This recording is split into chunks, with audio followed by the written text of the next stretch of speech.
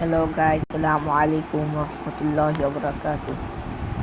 আজকে আমরা নাদিয়া আমপারা তৃতীয় ক্লাস শিখব।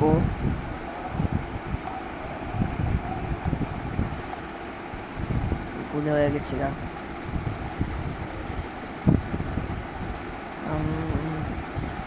এই যে তাহলে নাদিয়া আমপারা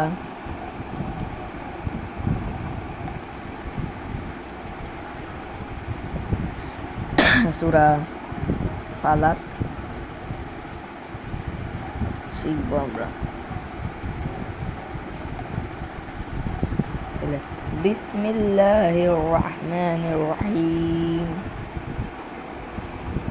কুল আউযু বিরাব্বিল ফালাক মিন শাররি মা খালাক ওয়া মিন শাররি গাসিকিন ইযা ওয়াকাব ومن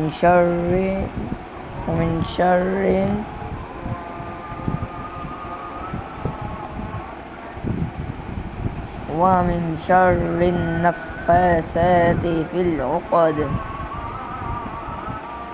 ومن شر حاسد إذا حسد। আমি এটা একবার পড়াই দিলাম। এখন আমি যখন থামবো তখন আপনারা বলবেন বিসমিল্লাহির রহমানির রহিম।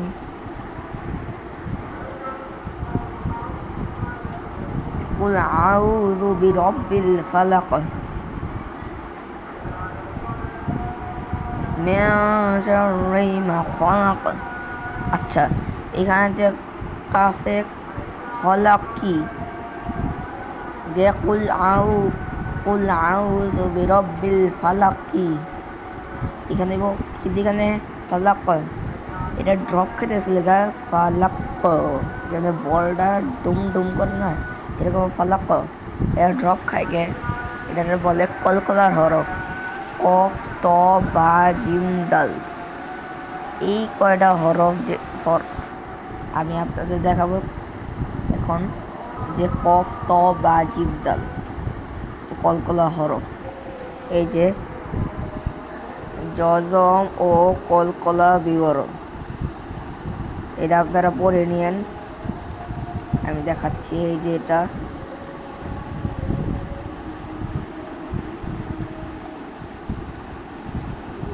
তাহলে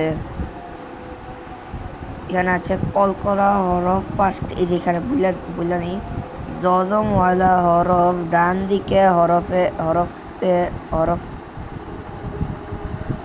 হরকতের সঙ্গে একমাত্র একবার পড়া যায়, যথা আব, ইব, উব বা আত, এতে, উত, যেটাই বলেন ড্রপ খাইব, সাকিন হয়। আর যদি ওয়াকফ হয়, থামে, তাহলেও হয়। যদি এই পাঁচটার মধ্যে যদি থাকি, পাঁচটার মধ্যে কফ ত বা জিম দাল। কফ মানে এখানে না,